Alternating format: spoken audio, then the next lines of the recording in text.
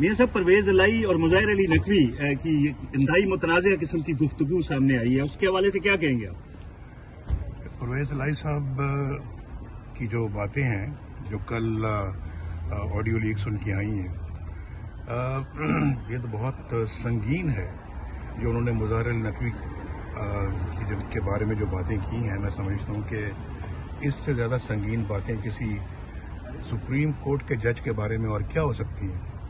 और मैं आपको ये बताना चाहता हूँ, पाकिस्तानी कौम नोट कर ले मेरी ये बात कि इन्हीं किरदारों की वजह से, मुज़ाहिर अली नकवी जैसे किरदारों की वजह से आज पाकिस्तान इस मुकाम पे पहुंचा है। इसमें कोई शक नहीं है कि इन लोगों की वजह से आज पाकिस्तान जो है ना वो लुढ़क रहा है, सर के बल गिर रहा है और संभलने का नाम नहीं लेता।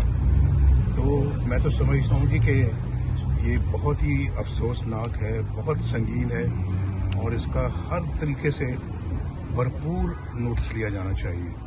ये सब पाकिस्तान सुप्रीम कोर्ट, जो पाकिस्तान बार कौंसिल है, इसके अलावा लाहौर हाई कोर्ट बार ने मुतालबा किया है कि सुप्रीम जुडिशल काउंसिल इसका एक्शन ले और उनके खिलाफ केस भेजा जाए। क्या समझते हैं कि उनके खिलाफ एक्शन होगा और उनके खिलाफ ये केस भेजा जाएगा?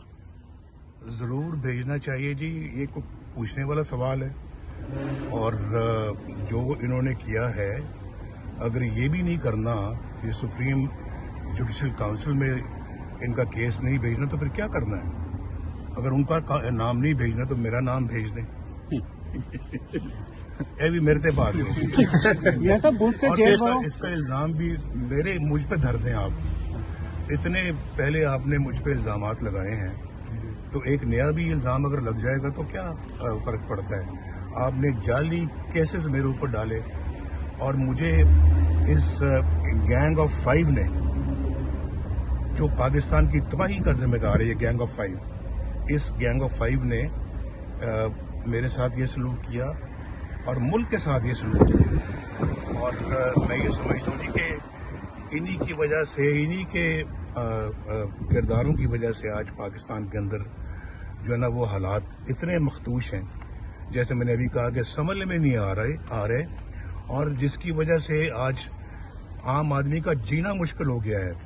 यानी पाकिस्तान के मुआशी हालात काबू में नहीं आ रहे, पाकिस्तान के अंदर बिजली काबू में नहीं आ रही, पाकिस्तान के अंदर आज रोटी काबू में नहीं आ रही, आज पाकिस्तान में दालें सब्जियां काबू में नहीं आ रही। एक मेरा जमाना था, अल्लाह के फजल करम से 10-10 रुपए किलो सब्जियां मिलती थी, दालें दस्तयाब थी, रोटी सस्ती थी पाकिस्तान के अंदर। आज तो रोटी लोग नहीं खरीद सकते और ये उसी का तसलसल है जो इमरान खान के ज़माने से हालात चल रहे हैं।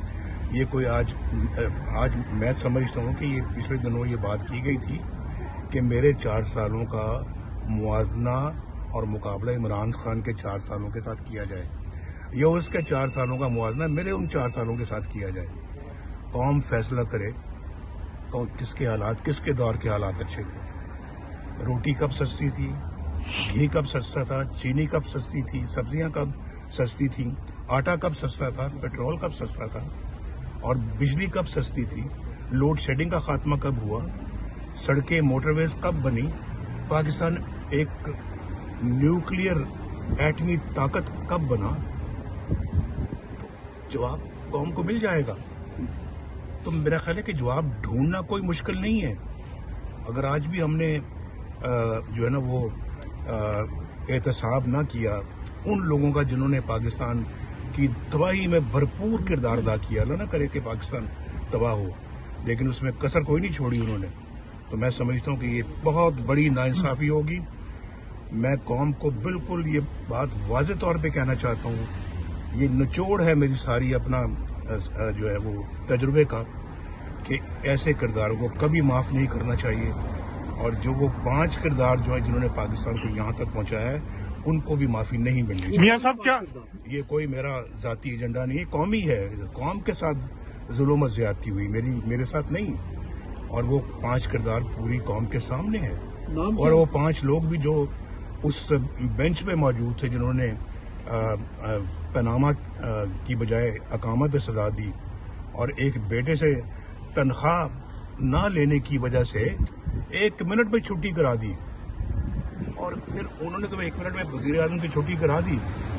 ये किरदार जिन्होंने ये फैसला किया, और ये जो है वो नकवी वाला जो मैंने अभी आपको कहा, मुज़ाहिर अली नकवी साहब, मुज़ाहिर अली नकवी का किरदार जो है ये बच के चले जाए कैसे हो सकता है? मियां साहब, गैंग ऑफ 5 के एहतसाब का मुतालबा करती नजर आई है मुस्लिम लीग नून मुस्तकबिल करीब में। मैं तो हजूर पिछले 5-6 सालों से यही मुतालबा करता आ रहा हूँ। मेरे मुतालबे में कोई आज तक फर्क नहीं आया और कोई चेंज नहीं आया। पहले दिन से मैं ये मुतालबा करता चला आ रहा हूँ। आज भी मेरा यही मुतालबा है। मैं अपने असूल पर डटा हुआ हूँ और मैं समझता हूँ कि जब तक इन असूलों पे हम डटे रहेंगे, पाकिस्तान की बेहतरी के कुछ आसार हमें नजर आते रहेंगे।